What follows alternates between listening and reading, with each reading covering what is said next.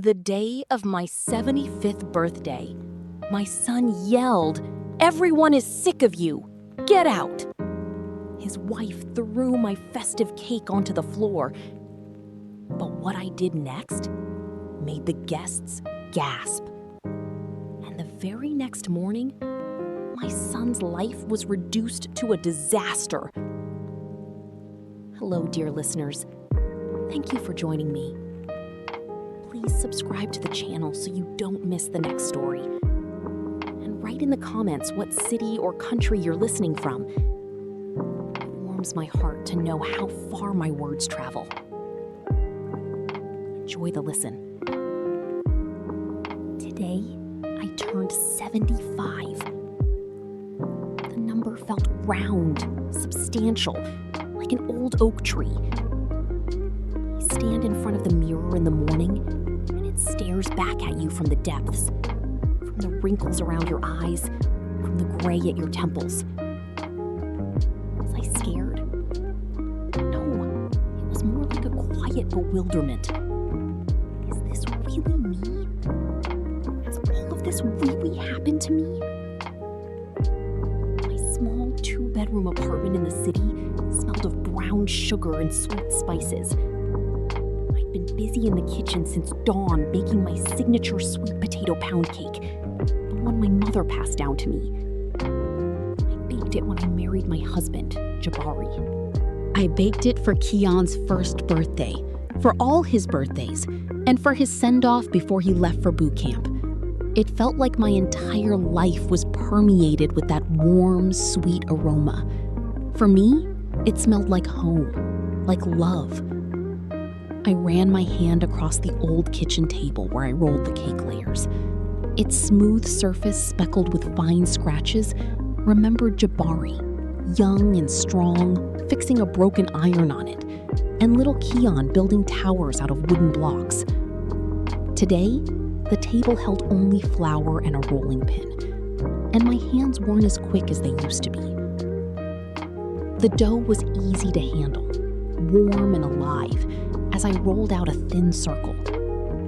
Disconnected fragments, not thoughts, played in my head. Keon had called yesterday. "Mom, I need you to bail me out. It's urgent. The car needs a new part, a really critical one." His voice sounded so worried. How could I say no? I withdrew what I had saved for a rainy day, nearly my whole Social Security check, and gave it to him. "Thanks, Mom. You're the best," he'd said, rushing out the door. I sighed then, not out of annoyance, but out of that specific maternal duty. It's like a debt, isn't it? As long as you're alive, you have to help your children. Even if the children are almost 50 and you yourself are left with a couple of crumpled $20 bills until the next check, it's fine. I'm used to living frugally. I can get by on rice and beans. The main thing is that they're okay. One by one, the pound cake layers went into the oven and the apartment filled with comfort. I looked at the photograph on the wall. Jabari and I, young, standing arm in arm next to the vacation house we were building. He did almost all the work himself. He dreamed that we would live there in retirement, plant roses, and raise our grandkids. He didn't make it. He passed too soon, leaving me to raise a 15-year-old Keon alone. I was a senior design engineer then. I had projects, business trips, and dreams of traveling. I wanted to take a Great Lakes cruise, see Mackinac Island, but I had to give it all up. I had to forget it. I needed to raise my son. I clung to that task like a life raft. My entire life, all my strength, all my unfulfilled dreams, it all went into him. Into my boy.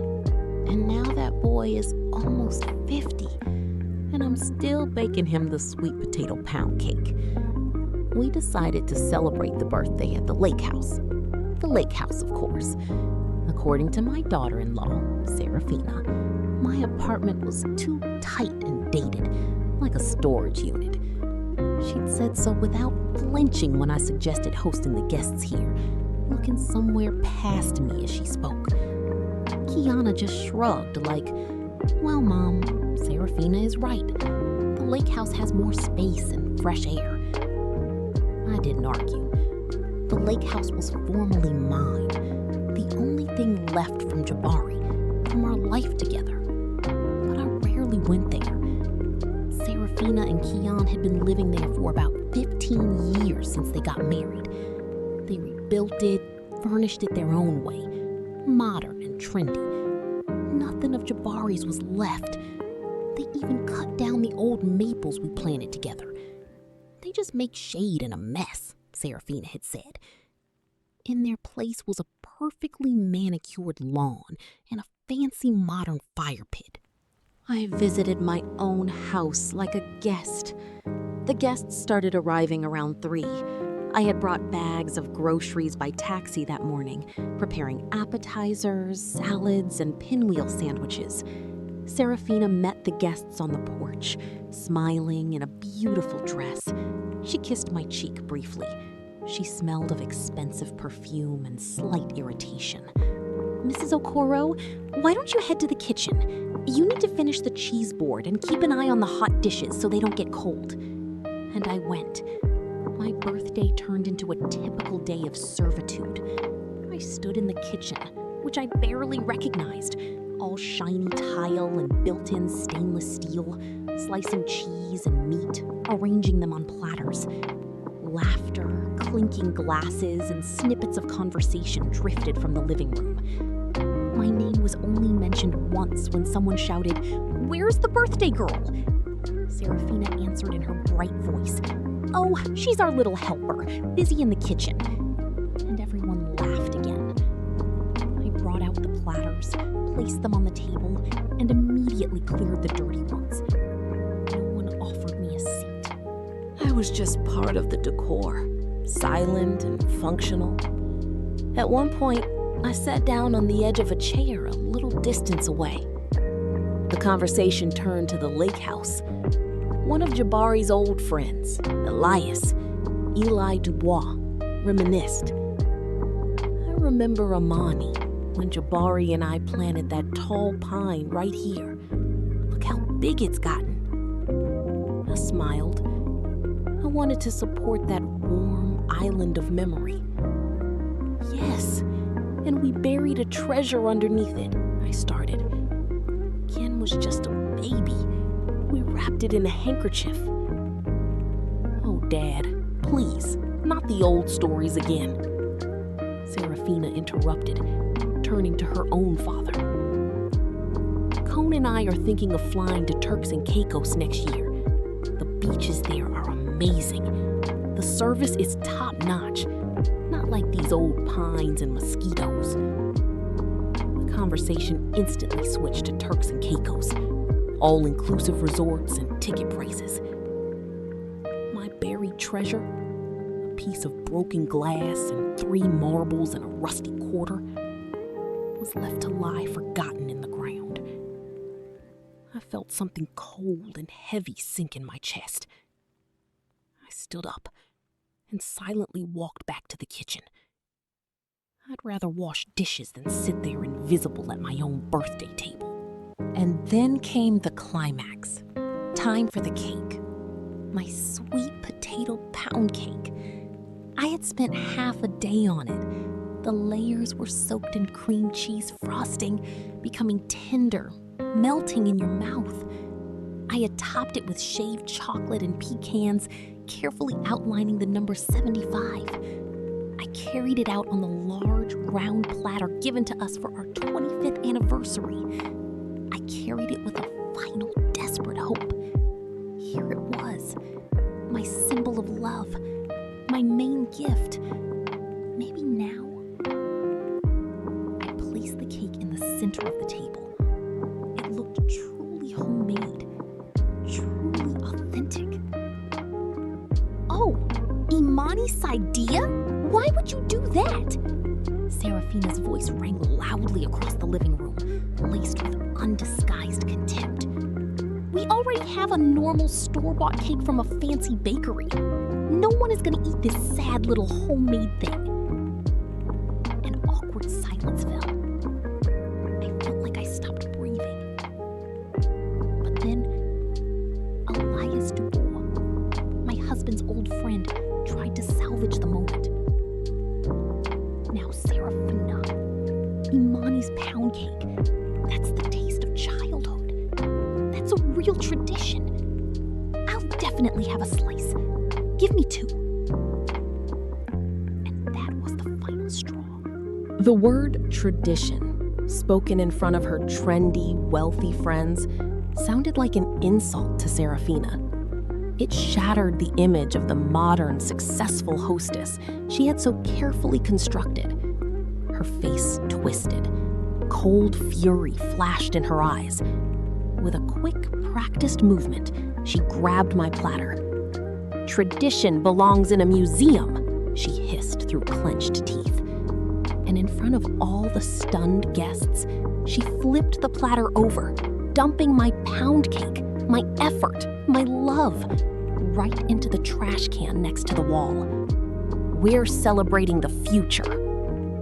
A deafening, absolute silence hung in the room. The only sound was the dull, wet thump as the cake settled at the bottom of the can. Everyone looked from the trash can to me. I stood there, petrified, and looked at my son.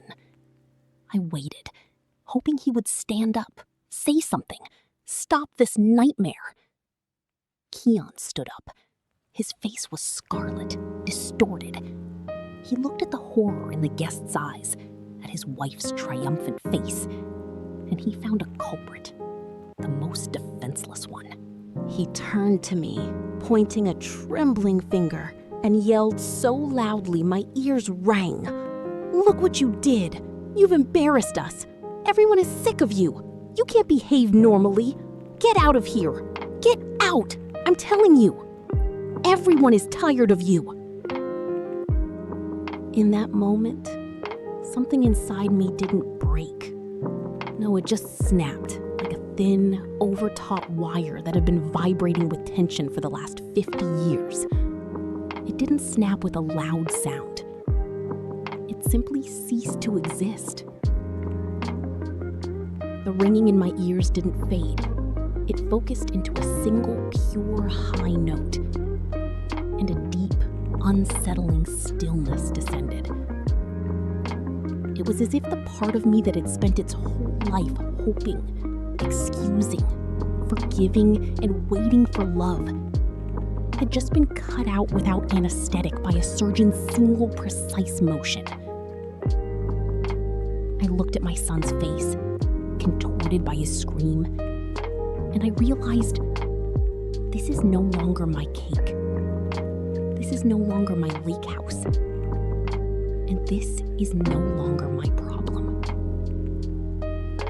I nodded once, a tiny, almost imperceptible movement of my head up and down. Agreed. I turned around, not looking back at my son's crimson face or the guests' frozen expressions. I took a step, then another. My legs moved on their own, as if on a long-established but forgotten path. Behind me was a vacuum of silence. I reached the foyer and took my old light trench coat from the hook. The fingers that were trembling half an hour ago while tying my apron now moved with confident precision, buttoning the coat. 1, 2, 3. Everything in place. I put on my scarf, took my purse. Inside were an empty wallet, the keys to my city apartment, and a handkerchief. That was enough. I didn't turn around. I didn't say a word. I simply opened the front door, stepped into the cool evening air, and quietly closed the door behind me. The click of the lock sounded like a period placed at the end of a very long, very exhausting sentence. I walked toward the bus stop, barely paying attention to the road. Streetlights snatched out of the darkness a lilac bush, a sagging fence. The world existed somewhere separate from me. Inside, there was only that high, pure note. It canceled out all feelings. There was no pain, no hurt, no anger. There was only deafening clarity. A battered old city bus rattled up.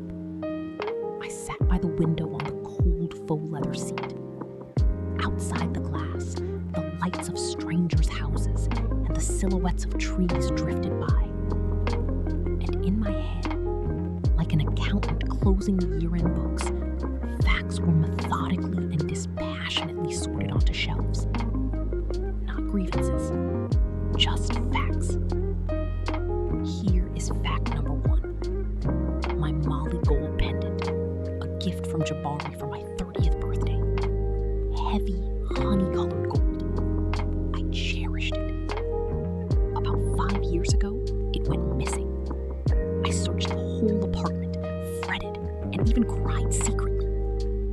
6 months later, I saw it on Serafina's neck in a vacation photo. She was laughing, her head thrown back, and the sun sparkled on my gold. When I stammered a question, she casually replied, "Oh, I found this at an antique shop. Can you believe it? Almost identical."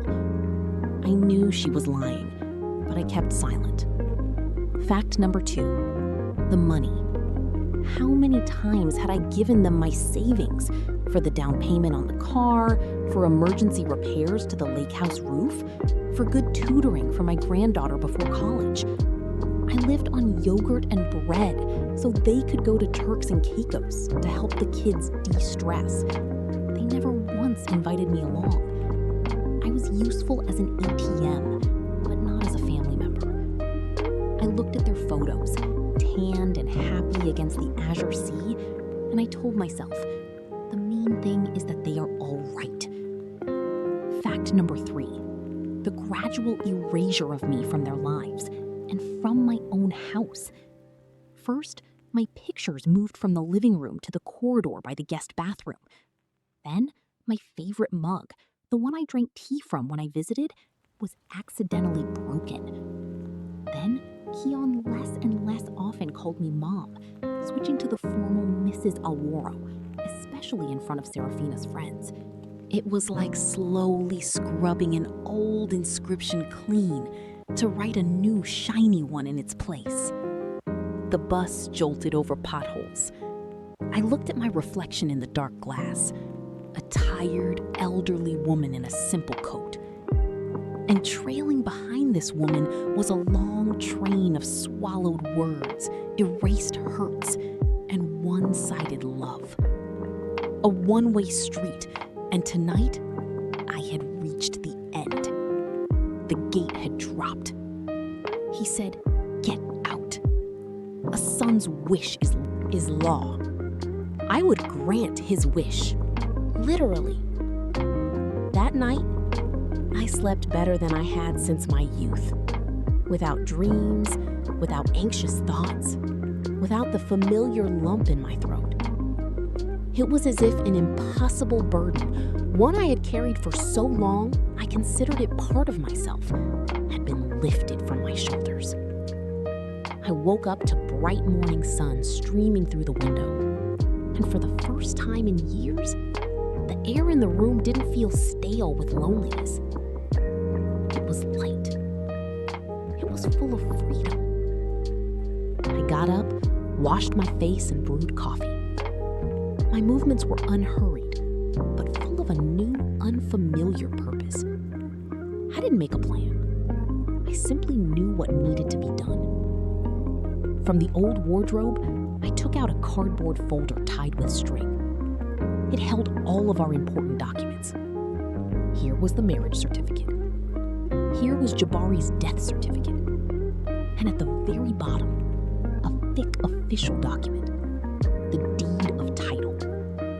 I ran my finger over the typewritten line. Subject of right, Imani Sadia Okoro.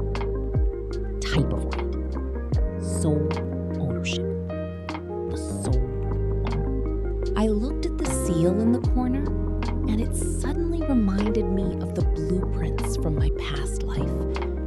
A memory surfaced, so vivid it felt like yesterday.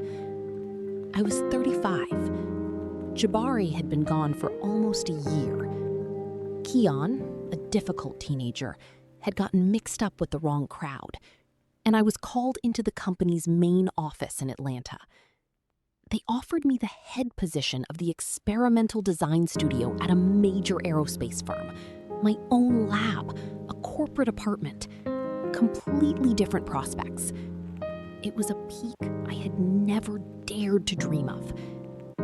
I sat in the high-ceiling office, holding the order for my appointment, and saw not new machinery, but my son's bewildered face.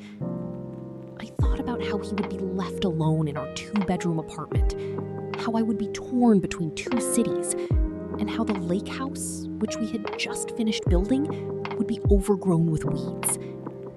And I refused. I said, "Thank you. I can't. I have a son." I returned home and poured all of myself, all my unrealized engineering talent, into keeping that house, that semblance of stability for him. I sacrificed my career for that lake house. The same lake house I was kicked out of last night. I put the document on the table. The memory didn't cause pain. It was the final missing piece of the mosaic, the last argument for the internal judge. My hand confidently picked up the phone. First, I dialed the number of the real estate agency I had seen in the paper. A cheerful man's voice answered. "Good morning. Guarantee. How can I help you?" "Hello," I said. My voice was even and firm. I surprised myself. "My name is Amani Sadia Okoro. I would like to list the lake house and property for urgent sale. The property on Maplewood Drive in the Lakeview Shores development." "Got it, Mrs. Okoro. When would it be convenient for our specialist to come by for inspection and appraisal?" "Anytime. Today," I replied. "The key to the gate is under the large stone to the left of the entrance. All the documents are in order, right here in my hands. Please act as quickly as possible." "Understood. We'll get right on it." I hung up without a trace of doubt. Then I dialed another number. My only real friend, Desta. We had sat at the same desk in college. She was the only one who had always seen through my family. "Am I?" Her familiar, slightly raspy voice answered. "Happy birthday, dear. I called yesterday and couldn't reach you. How was the party?" I silently listened to her cheerful greeting, and then quietly, without emotion, I told her in a few sentences about the cake, the trash can, and Keon's scream. Silence hung on the other end, and then Desta exhaled. "Finally," she said, her voice a mix of relief and warmth. "Finally, Amani. I've been waiting for this call for 20 years. They mistook your patience for a doormat. So what are you gonna do?" Her question was direct, without unnecessary sentiment. She knew the issue wasn't the cake. "The agent is listing the lake house for sale this afternoon," I calmly replied. Desta chuckled approvingly into the phone. "Good. Very good. Now listen to me closely. They'll start calling soon, screaming, crying, trying to play on your guilt. Don't answer. Under no circumstances. Let that for sale sign speak for you. It will be more eloquent than any words." "Okay, Desta," I said. "Hang in there, friend. You're doing the right thing." I hung up the phone. There was silence in my soul.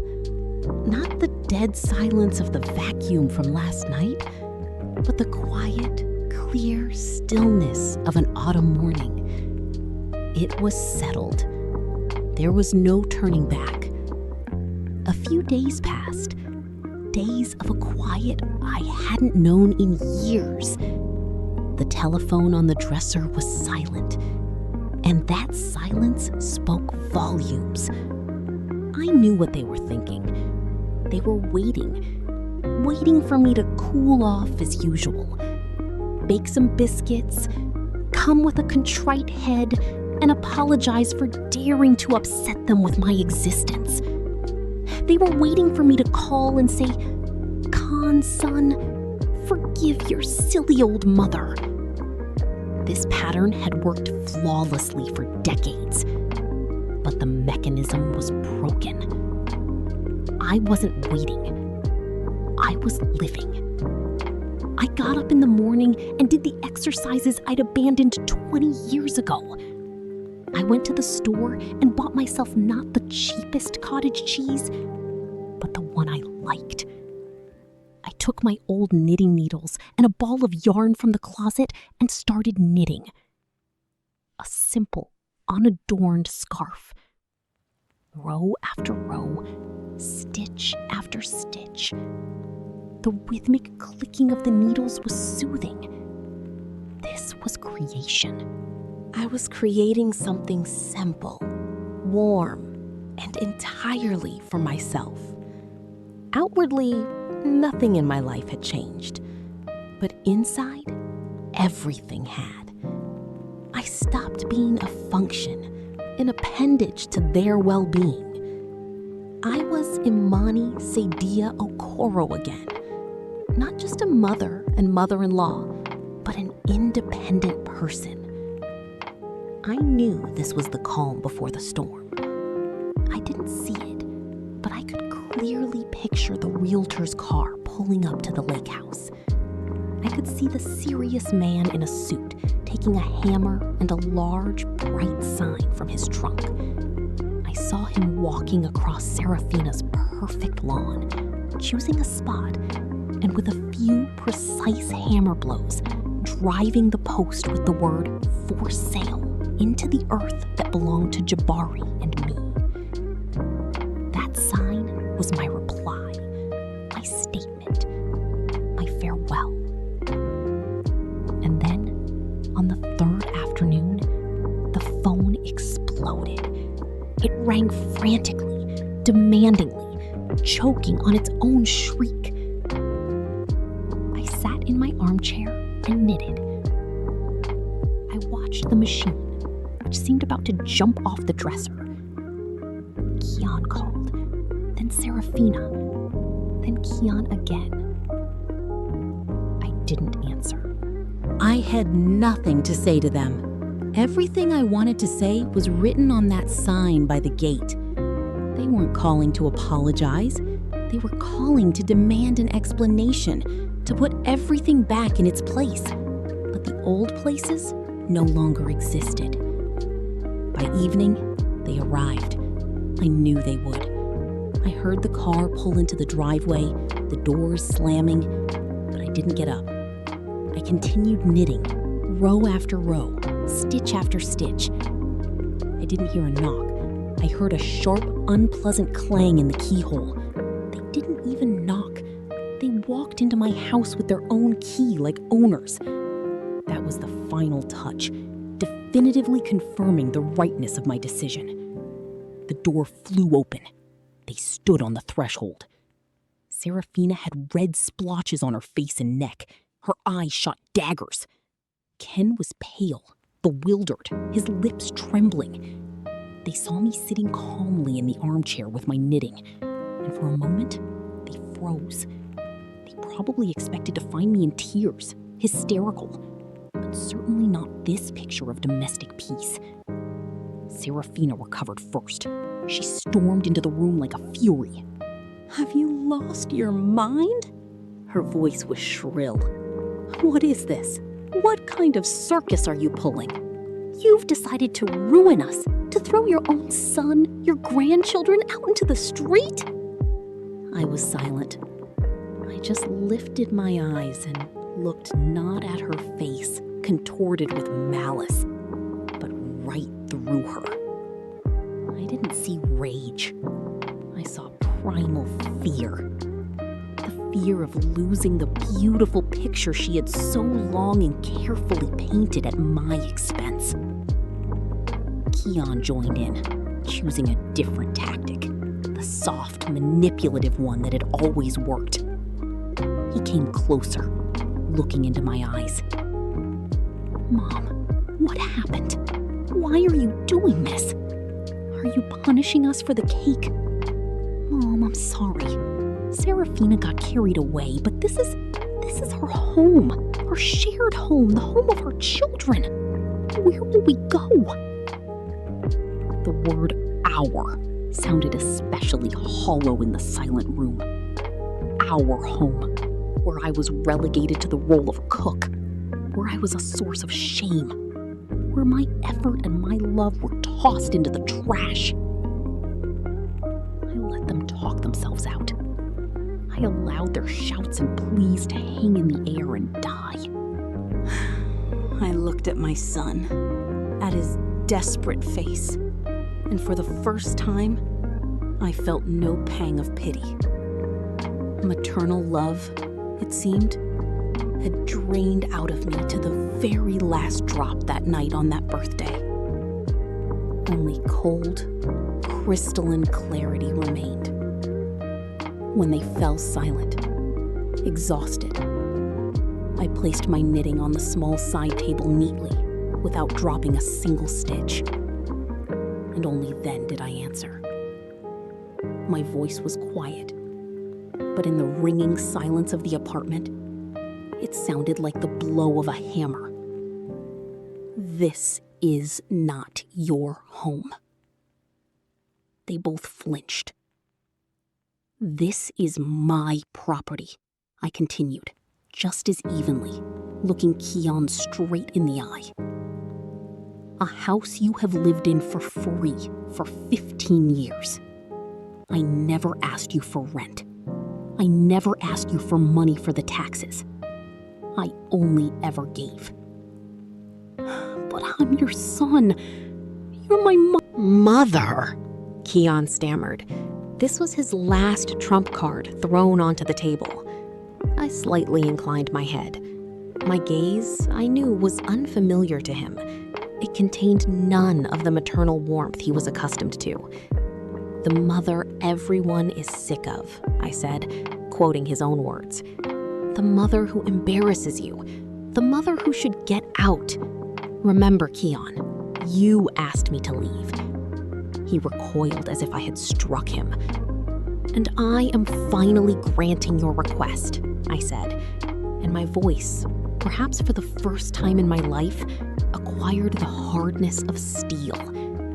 I am leaving completely. You see, my old-fashioned cake, my old lake house, my savings, all of these are parts of me.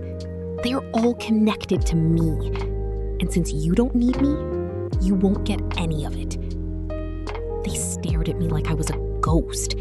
They couldn't believe these words were coming from their quiet, compliant, always available mother and mother-in-law. Serafina opened her mouth to shout something, but no words came out. Keon just stood there, silently gulping air. I stood up from the armchair. The decision has been made. The agent has all the instructions. He is already looking for buyers. You will need to provide access for showings. You have 30 days to find yourselves a new place to live and move your things out. I said this and knew I had nothing more to add. Everything had been said. I walked past them to the window and looked out into the yard at the old bench where I once sat with Jabari. I didn't look at them, but I felt their world crumbling. A world built on someone else's foundation. My real world was just beginning to be built. They left, leaving behind a heavy residue of confusion and anger in the air of my apartment. I felt nothing but silence. I walked over to the phone and pulled the cord out of the wall. No more calls. No more screaming. No more accusations. Everything that needed to be said, I had said. Everything that needed to be done, I had done. The following weeks were strange. The echoes of their crumbling world reached me like a distant sound. A couple of times, Serafina's frightened mother called, incoherently, begging me to reconsider and have mercy on the children. I politely replied that I had had mercy on them all my life, and now it was time for them to take care of themselves. After the second such call, I stopped answering her too. One day, Desta called. Her voice was sympathetic, but without a hint of judgment. "I saw Serafina at the county health clinic yesterday," she said. "She doesn't exactly look like the queen of Turks and Caicos. She's aged 10 years. They say they moved out and found some rundown 2-bedroom rental across the county line. Keon took a second job stocking shelves at night, and she's running around to interviews, but after 15 years of being a house manager, no one's really hiring her. They're fighting terribly, they say." I listened, and I felt neither schadenfreude nor satisfaction. There was only a feeling of inevitability. It was like watching an autumn leaf break from a branch and fall to the ground. Its flight might be long or short, but the ending is foretold. They detached themselves from the branch that nourished them. I wasn't the cause of their fall. I was merely a condition that they had stopped fulfilling. The lake house sold surprisingly fast. Buyers were found almost immediately. A young family who, according to the realtor, fell in love with the place at first sight. On the day of the closing, I sat in the agency's office signing the papers. My hand didn't tremble. When the sum of money with so many zeros, a sum I couldn't have imagined, was deposited into my savings account, I felt no euphoria. I felt weight. A pleasant, substantial weight of possibilities. This wasn't just money. These were the years of my grounded life. This was my unrealized career. These were all the dresses I hadn't bought and all the retreats I hadn't gone to. It all came back to me in the form of a bank transfer. The first thing I did was sign up for a high-end hearing center. I had been hearing poorly in one ear for years, but I always dismissed it as too expensive or something that could wait. They fitted me with a small, almost invisible digital apparatus. When I stepped outside and turned it on for the first time, I froze. I heard the crunch of leaves underfoot, the chirp of a sparrow high above, the faint hum of power lines overhead. The world crashed down on me in an avalanche of sounds I had long forgotten, and I cried for the first time through this whole ordeal. But these were tears not of sorrow, but of rediscovery. Then I bought a coat. All my life I had worn something practical, stain-resistant, gray or black. But then I saw this one in a store window, a trench coat of deep, saturated royal blue, the color of the Mississippi River at dusk. It was completely impractical, but incredibly beautiful. I went in and tried it on. It fit me perfectly, and I bought it without a second thought. When I walked out onto the street in that new blue coat, I felt like someone else. Not an old lady seeing out her days, but a woman.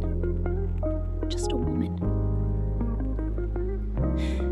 And then I fulfilled my most cherished dream, the one Jabari and I had held on to.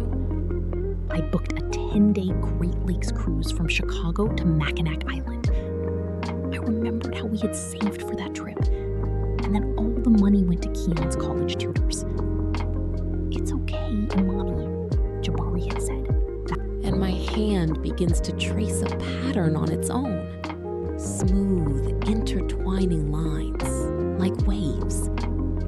I feel neither anger nor bitterness. I hold no resentment toward the past and no fear of the future. There is only this moment, this blue sky, this vastness, this quiet, profound sense of peace, as deep as the lake itself. For 75 years, my world was the size of my small apartment and the lake house kitchen. I gave away my life, my money, and my heart. They took it all and threw it on the floor like that cake. But on those ruins, I didn't try to restore the old life. I simply walked away and began to build a new one, and it is all mine. Thank you for staying with me until the very end. If this story touched you, please give it a like and write in the comments if you or your loved ones have ever faced similar disrespect. Your support means a lot to me. Subscribe to the channel so you don't miss new stories. Be well.